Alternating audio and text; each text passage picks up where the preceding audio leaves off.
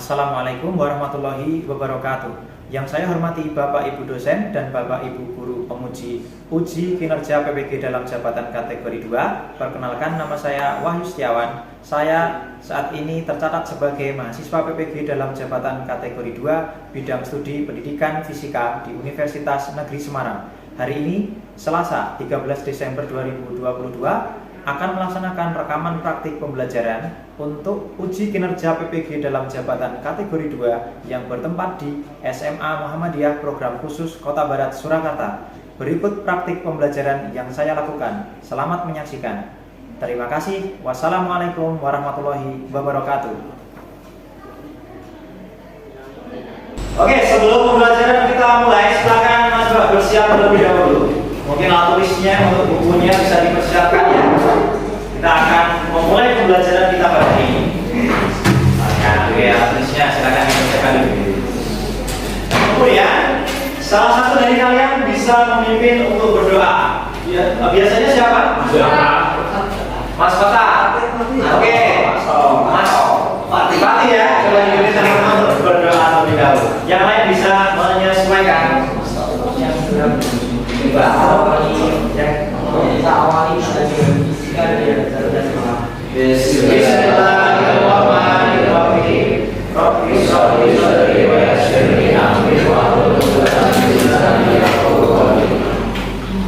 Assalamualaikum warahmatullahi wabarakatuh.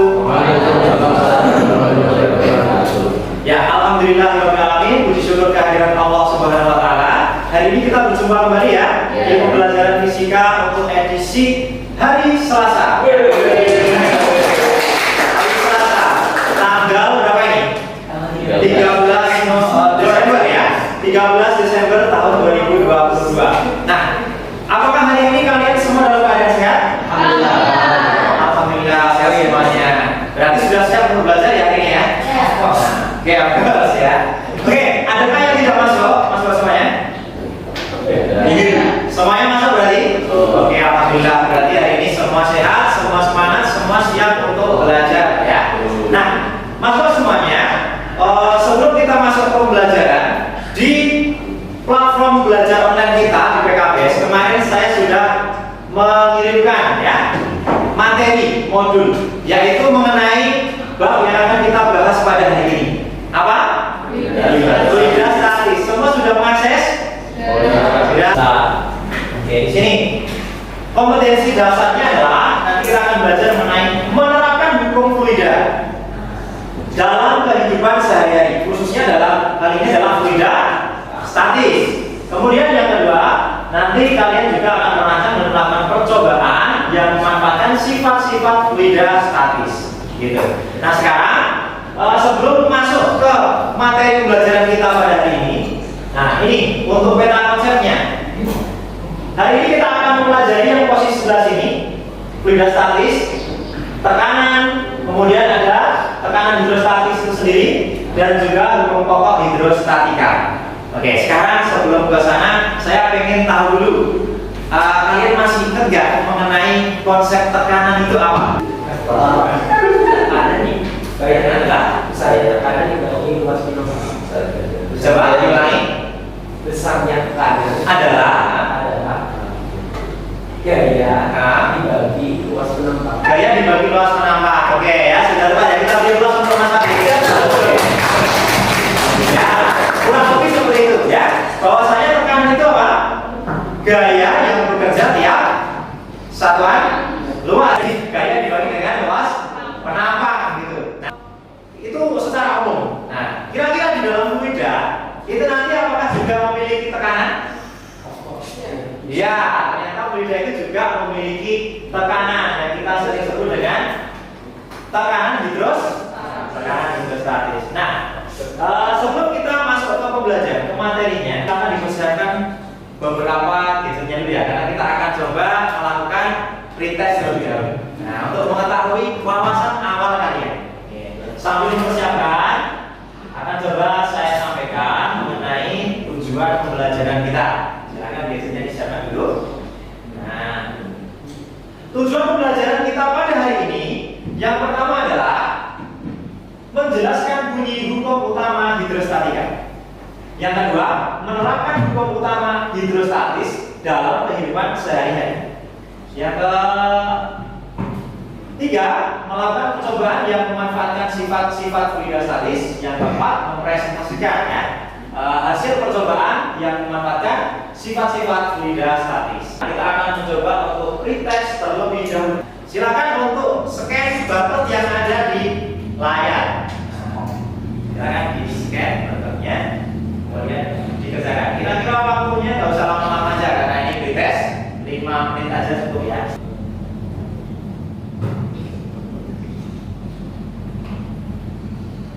Sudah bisa ya kayaknya semuanya?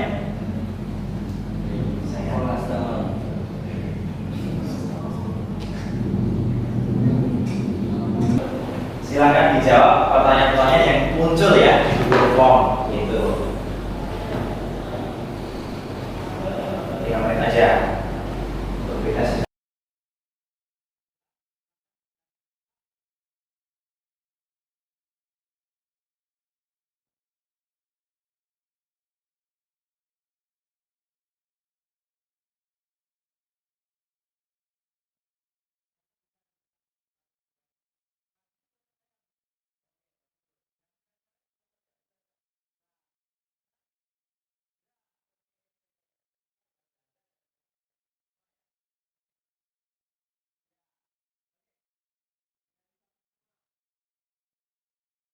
Oke, selanjutnya kalau kita tadi sudah melaksanakan pretest ya, hari ini kita akan coba lanjutkan. Apakah jawaban-jawaban yang kalian tulis di pretestnya tadi, yang kalian pilih tadi?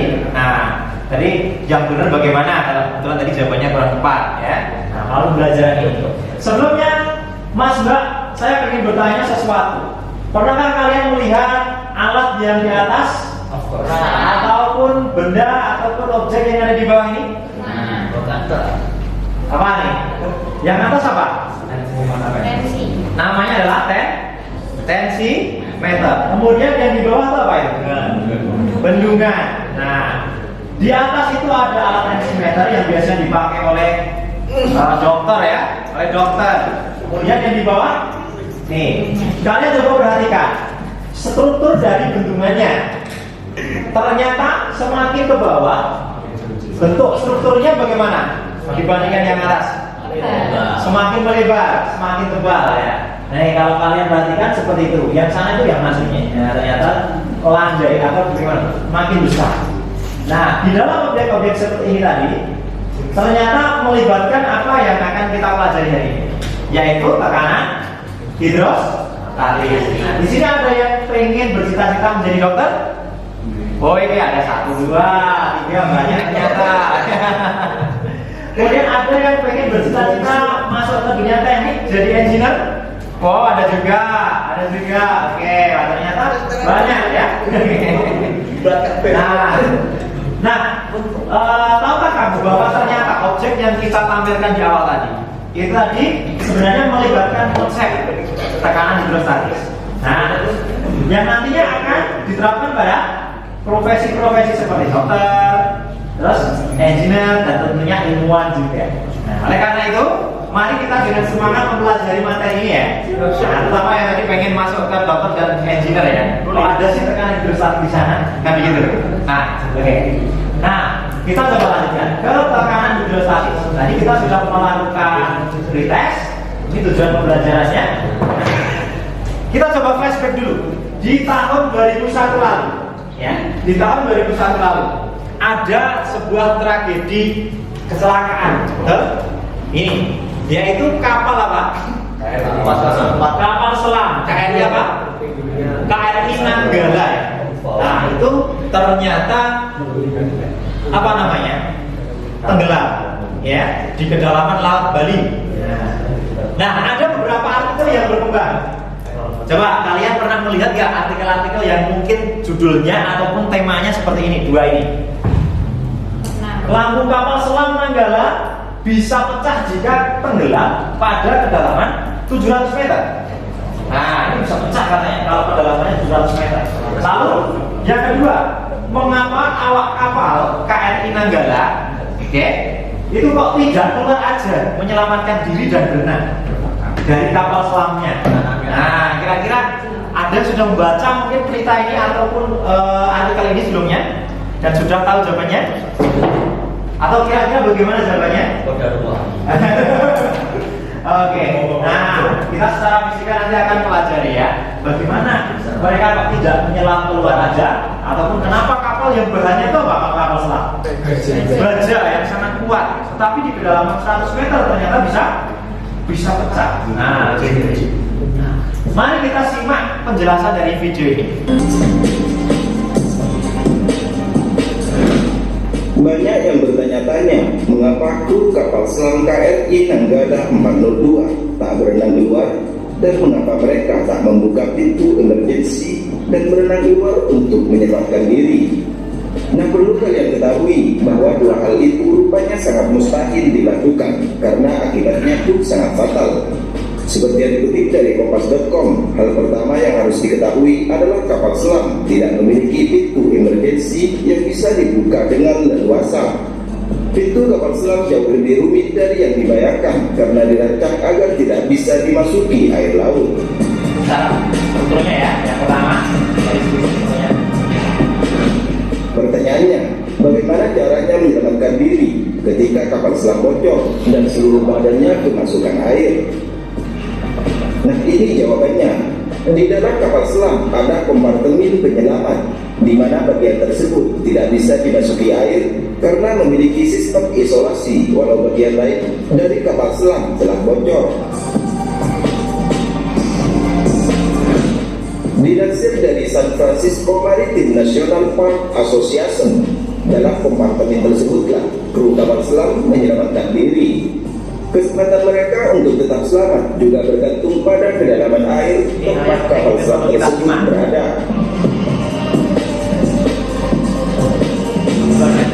Lalu apa yang terjadi jika kru nekat keluar dari kapal di kedalaman 700 meter? Jika kru kapal selam membuka pintu kapal pada kedalaman tersebut, air akan masuk ke dalam kapal dengan sangat cepat dan membanjiri kapal dalam hitungan detik. Dalam kedalaman rendah, kru kapal mungkin masih bisa menahan tekanan air yang masuk dan mencoba berenang keluar. Namun di kedalaman 700 meter, kondisi air tidak seperti yang dirasakan di kolam renang.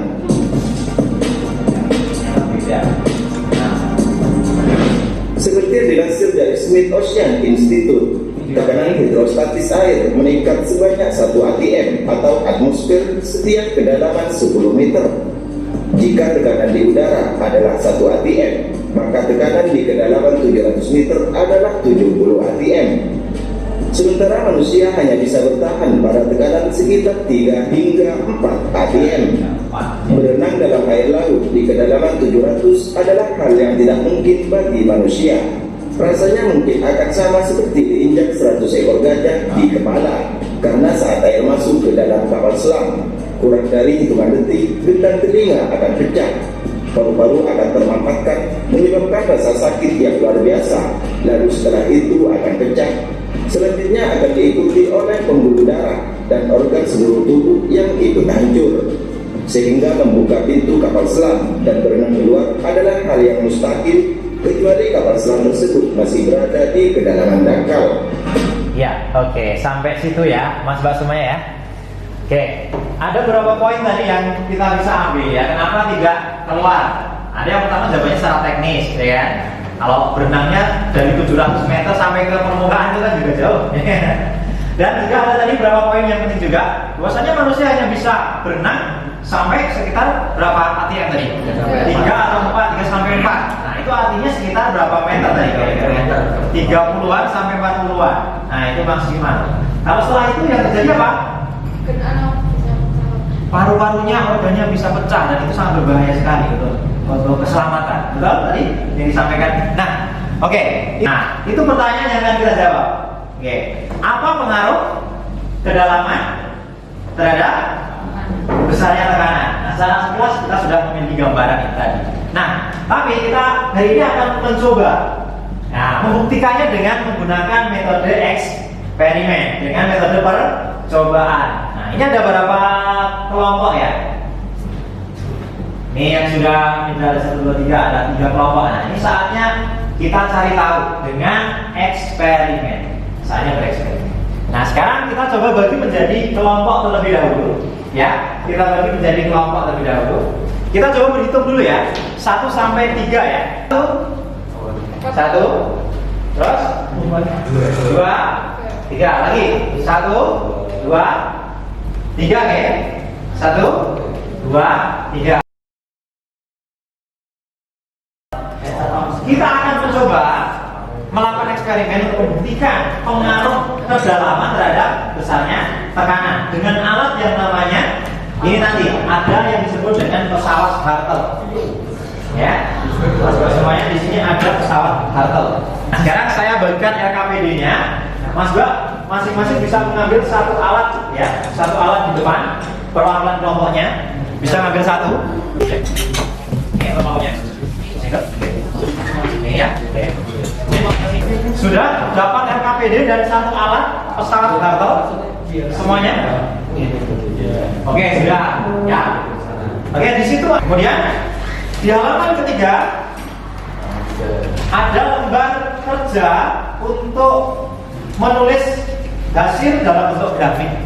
Nah, kalian bikin grafik dan beberapa pertanyaan yang harus dijawab secara kelompok gitu. Nah, sebelum kalian bekerja dalam kelompok, adakah yang mau ditanyakan? Ada yang mau ditanyakan? Sudah jelas kelompok 1? Nah, sekarang sebelum kalian bekerja, silakan masing-masing dari anggota tetap mengikuti kegiatan dengan sebaik-baiknya karena di akhir nanti kita akan adakan kuis. Jadi pastikan semua anggota kelompoknya juga paham apa yang dikerjakan. Oke ya? Oke. Ada yang menulis laporan, ada yang mencoba nih menyiapkan alatnya. Nah, silakan berarti bisa diisi dengan air terlebih dahulu. Nah, ya. Ya, nah, ya.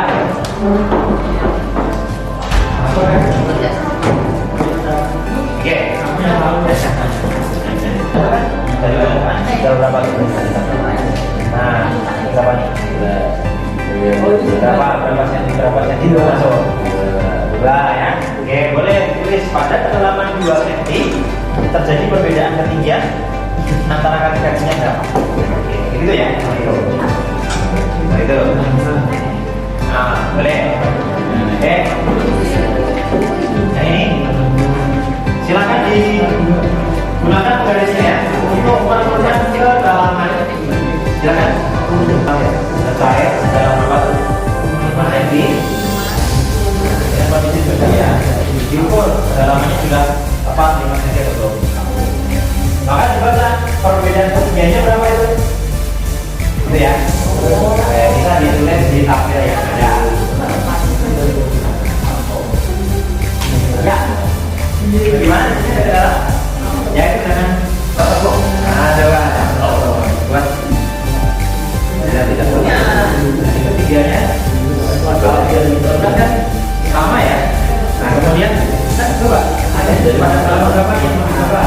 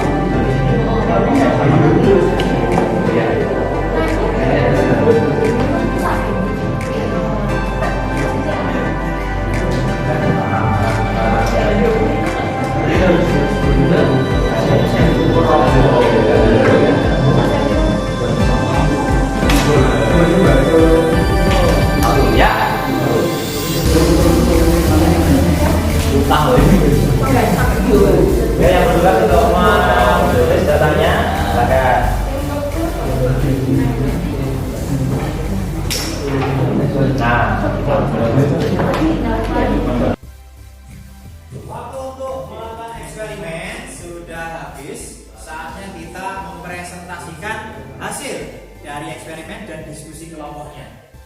Kelompok 1 sudah siap? Ya. Silakan, kelompok 1 bisa menyampaikan hasilnya. Semuanya boleh. Depan ya. Beri aplaus untuk kelompok 1. Maka terjadi kesenjangannya 12,5. Sehingga grafik untuk hasil pengamatannya semakin ke kanan, otomatis pH-nya semakin besar.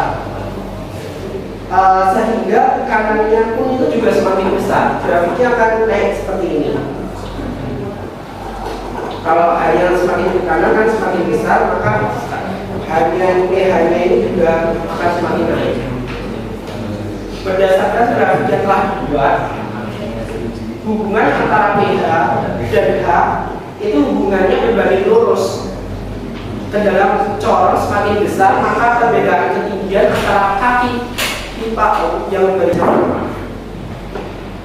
Yang ketujuh, kesimpulannya, jadi semakin dalam suatu zat cair, maka tekanan hidrostatisnya akan semakin besar juga. Mungkin itu saja yang dapat kita sampaikan dari kelompok kami. Kurang lebihnya mohon maaf. Bila ada salah kata juga mohon dimaafkan. Assalamualaikum warahmatullahi wabarakatuh. Oke, sebelum kembali ke tempat duduk ya. Berikan dulu ke kelompok. Adakah pertanyaan ataupun yang mungkin berbeda dari apa yang dihasilkan di diskusi kelompoknya masing-masing? Di kelompok 2 semakin nih, terutama kesimpulan yang terakhir ini di nomor 7 ya. Nah, kalau tadi kelompok yang pertama mencelupkan corong, ya kan? Itu artinya akan tampak apa? Perbedaan ketinggian. Nah, perbedaan ketinggian ini yang diartikan sebagai tekanan hidrostatisnya. Semakin dalam corong itu masuk dalam zat cair, maka yang terjadi bagaimana dengan perbedaan ketinggiannya? Juga akan semakin tinggi, semakin bedanya semakin jauh. Gitu ya. Artinya apa? Tekanan hidrostatisnya juga akan semakin besar. Di kelompok 2 akan mengalami seperti itu juga tadi? Yes. Ya. Kelompok 3? Ya. Oke ya. Berarti kita sudah melaksanakan pembuktian tadi ya di nomor 7 ya. Membuktikan bahwasanya di kedalaman ya zat cair, apabila kedalamannya itu makin besar, maka tekanan hidrostatisnya juga akan semakin besar nilainya. Begitu ya. Oke, jadi sudah kita bisa menjawab apa yang tadi muncul di pertanyaan awal. Nah, itu kenapa tadi apa? Kapal selam di kedalaman 700 meter yang bawahnya besi bisa mengalami pecah. Kemudian kenapa kita berenang di kedalaman 300 meter seperti rasanya apa tadi? Terinjak oleh gajah, bahkan paru-paru bisa pecah juga, benang bisa pecah juga. Itu ya, tanda semuanya ya. Oke. Jadi jawaban dari kelompok 1 dengan kelompok 2 dan 3 kurang lebih sama, ya, kurang lebih sama. Yes. Nah, tidak ada yang ditanyakan di kelompok 2 dan 3? Ya, jadi kelompok yang pertama bisa kembali ke tempat duduknya lagi. Yes. Nah, itu tadi kita sudah melakukan sebuah eksperimen sederhana untuk membuktikan hubungan antara kedalaman dari benda terhadap besarnya tekanan hidrostatis. Nah, sekarang kita coba perkuat sedikit ya untuk materi yang kita pelajari pada hari ini.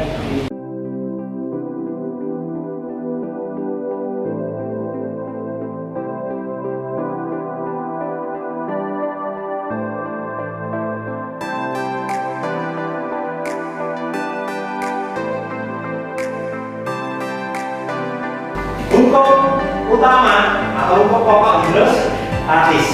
Nah, sekarang kalian coba perhatikan. Di sini saya ada gambar ilustrasi beberapa bentuk bejana. Ya, yang pertama ada berupa corong, kedua berupa apa? Pipa, ya, tapi miring. Kemudian yang sini silinder, yang terakhir pipa tapi bentuknya melengkung ya. Nah, ada lengkungannya. Ketika kita ambil satu ketinggian yang sama, kita kasih nama A, B, C, kemudian D. Nah, Kira-kira bagaimana untuk besarnya tekanan yang terjadi di titik A, B, C, dan D? Sama. Walaupun bentuknya pipa berbeda-beda, tekanannya bagaimana? Nah, tekanannya sama. Ini. Nah, di situ yang disebut dengan hukum pokok hidrostatis. Bagaimana kalau kita buat kalimatnya? Tadi kalian sudah diskusi juga, di situ sudah menuliskan setiap titik yang terletak pada bidang datar di dalam suatu zat cair, ya, ini zat cairnya berarti harus sama, memiliki tekanan hidrostatis yang sama. Seorang penyelam berenang di kedalaman 10 meter jika massa jenis air laut sekitar 1000, ya, kita harus sama, dan kecepatan gravitasi bernilai 10, maka tekanan hidrostatis yang dialami orang tersebut berapa? Nah, coba kita jawab bersama-sama. Yang diketahui dari soal apa itu? Pada kedalaman. Berarti simbolnya pada kedalaman. Nilainya berapa? 10 meter. Lalu? Rho. Apa itu?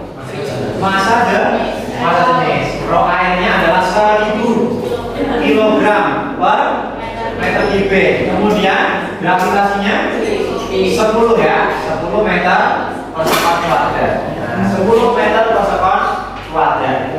Sekarang coba kita hitung bersama-sama. Rumusnya ada yang tadi masih ingat? P tekanan hidrostatis ya, sama dengan rho kali D kali. Nah, rho-nya 1000 kilogram per meter kubik, kemudian D-nya 10, kemudian hanya 10 meter. Nah, pada kedalaman 10 meter, ya, maka akan diperoleh tekanan yang dialami orang yang berenang itu bernilai 100.000. Satuannya ada yang apa? Pascal. Oke, satuannya adalah Pascal. Gitu ya. Nah, sampai sini insya Allah masih bisa ya. Sekarang coba ada challenge untuk soal yang nomor 2. Nah, barangkali ada yang bisa menjawab. Ada satu voucher untuk Patih lagi. Oke, coba ditulis di depan aja untuk jawabannya. Oke. Yang lain? Gak apa-apa. Ya. Nanti kalau ada ya mungkin jawaban yang berbeda boleh disampaikan. Yang kedua, jika satu bar adalah 100.000 Pascal ya. Jam tangan bertuliskan berapa ya? 10 bar. Nah, jam tangan punya tulisan 10 bar. Buat resisten 10 bar.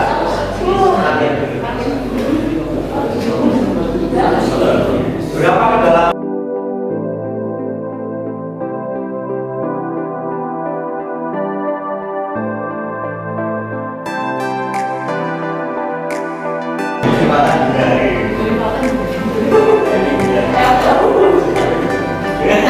Yang lain, coba sambil diperhatikan untuk soalnya, sambil dikerjakan juga berapa ya? Jawab.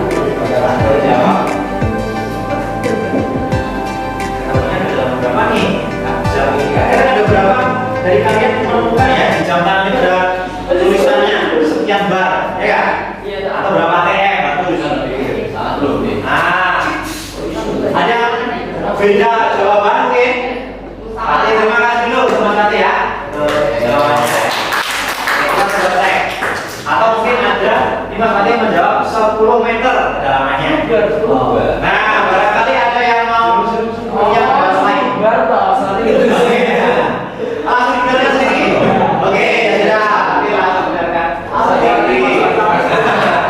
Ini jawabnya kan ada water resistant 10 bar ya. Nah, jika 1 bar itu konversinya 100. Ya. Sekarang jawabannya 100 meter. Ada jawabannya beda? Sudah sama? Itu jawabannya 100 meter. Oke, jawabannya Mas Patih benar ya. Ini voucher untuk jajan ke PKMAT ya, 5.000 diminum. Terima kasih. Ya. Oke. Oke, jawabannya 100 meter. Nah, karena di sini 100 bar, 10 bar, dan 1 bar itu tekanannya sama dengan 100.000, ya. Berarti 10 bar sama dengan 1 Tadi ya? Nah, itu 1 juta. Kemudian dengan persamaan tekanan hidrostatis, tingginya atau kedalamannya yang bisa apa? Jam tangan ini bisa tahan sampai kedalaman 100. Gitu. Ada pertanyaan sampai sini? Tidak ada? Oke, kita coba lanjutkan untuk sedikit materinya. Nah, ini. Lalu apa saja penerapannya untuk tekanan hidrostatis itu, hukum utama hidrostatis itu? Yang pertama, selain yang tadi sudah kita pelajari, ada juga barometer. Alat yang digunakan untuk apa nih barometer? Untuk tekanan udara. Ini juga manometer terbuka. Nah, untuk mengukur tekanan gas dalam ruang tertutup, gampang senang. Ada yang bentuknya seperti ini. Kira hampir mirip dengan yang kita gunakan tadi ya, istilahnya pakai pipa, ya. Nah, ini ternyata orang menyebutnya dengan manometer. Nah, kemudian yang selanjutnya adalah ini nama lainnya. Bacanya gimana tuh? Nama lainnya tadi tensimeter. Sebenarnya nama sebenarnya sphygmomanometer. Oke, yang selanjutnya tadi penerapan pada gedungnya. Sampai sini ada pertanyaan untuk konsep tekanan hidrostatis? Ya. Oke, sekarang kalau tidak ada pertanyaan, saya masih ada beberapa voucher ini ya. Kita akan coba laksanakan kuis ya. Kita akan kuis untuk mengetahui pemahaman dari mahasiswa semuanya mengenai pembelajaran kita pada hari ini.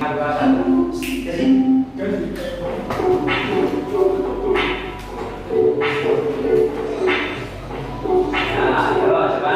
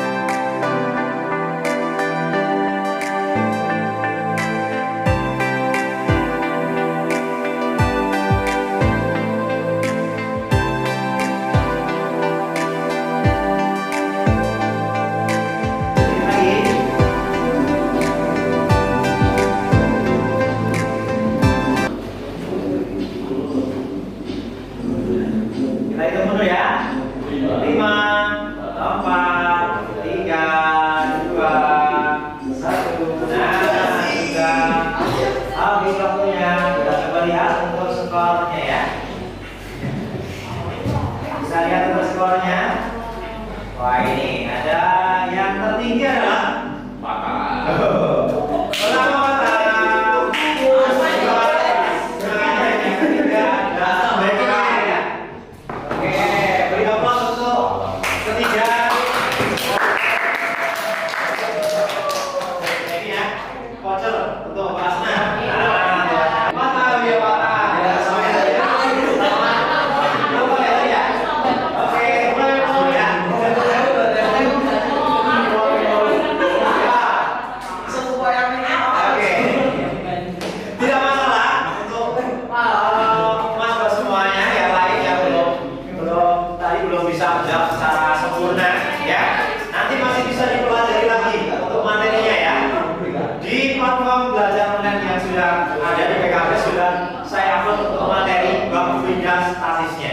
bisa dipelajari sendiri di rumah.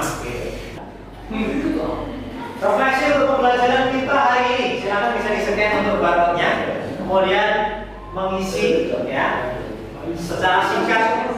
Nah, menurut kalian pembelajaran pada hari ini bagaimana? Sebagai refleksi. Nih,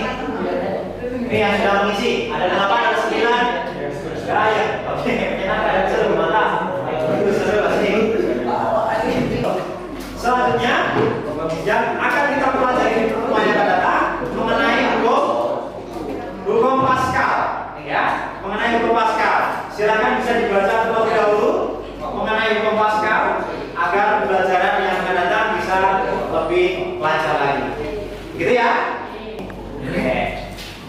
Kita akhiri untuk pembelajaran pada hari ini dengan mengucap syukur alhamdulillah bersama-sama. Alhamdulillah.